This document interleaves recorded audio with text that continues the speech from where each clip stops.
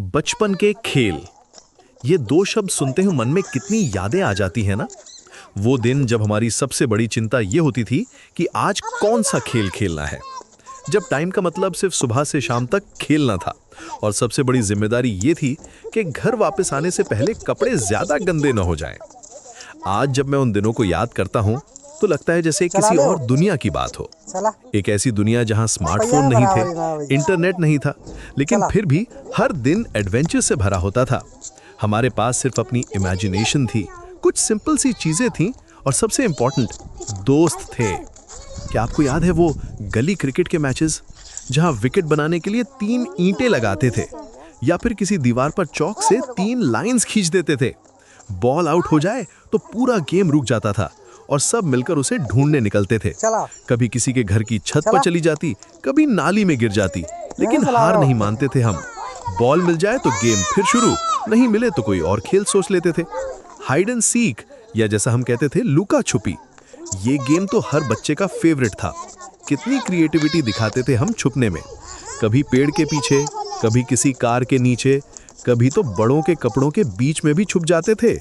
और जब कोई मिल जाता था तो वो भागकर दैं तक पहुंचने की कोशिश करता था। उस टाइम का थ्रिल, वो एक्साइटमेंट आज भी सोचता हूं तो दिल तेज हो जाता है।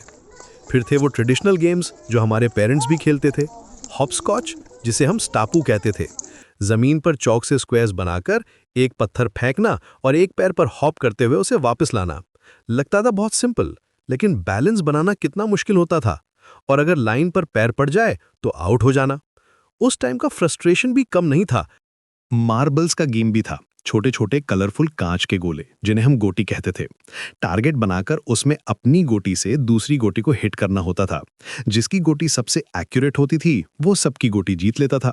कंपटीशन तो होती ही थी, लेकिन साथ में स्किल भी डेवलप होती थी। Hand eye coordination, concentration, precision, सब कुछ सीखते जा रहे थे बिना रियलाइज किए। टॉप स्पिनिंग यानी लट्टू का गेम भी कमाल का था। वुडन टॉप को स्ट्रिंग से रैप करके एक जोर का पुल मार के स्पिन करना। कितनी देर तक स्पिन करता रहेगा ये कंपटीशन होती थी। कभी कभी तो 2 टॉप्स को आपस में टकराकर बैटल भी कराते थे। विनर वो होता था जिसका टॉप लास्ट तक स्पिनिंग रहता था। लेकिन सबसे ज्यादा फन तो ग्रुप गेम्स में आता था। खो खो जैसे गेम्स में टीम वर्क सीखते थे, स्ट्रैटेजी बनानी पड़ती थी, कोऑर्डिनेशन करना पड़ता था। कौन कब रन करेगा, कौन कब डिफेंड करेगा, सब प्लानिंग करनी पड़ती थी।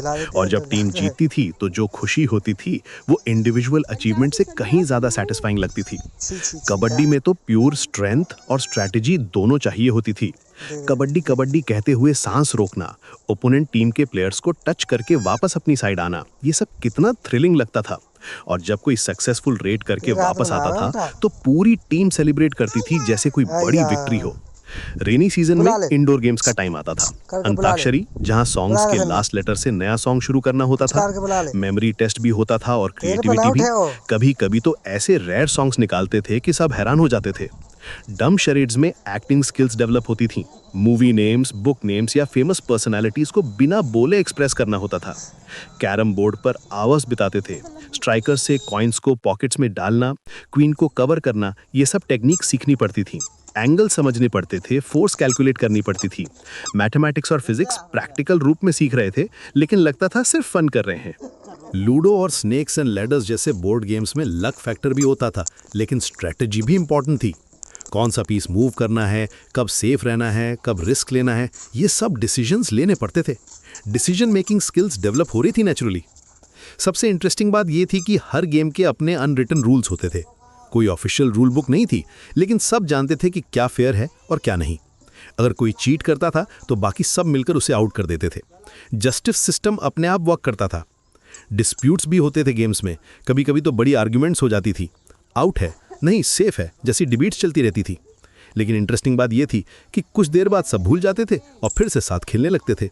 फॉरगिवनेस और मूविंग ऑन नेचुरली आ जाता था। गेम्स के थ्रू हम सीख रहे थे कि कैसे हैंडल करना है विनिंग और लूजिंग को। जब हारते थे तो दुख होता था, लेकिन नेक्स्ट गेम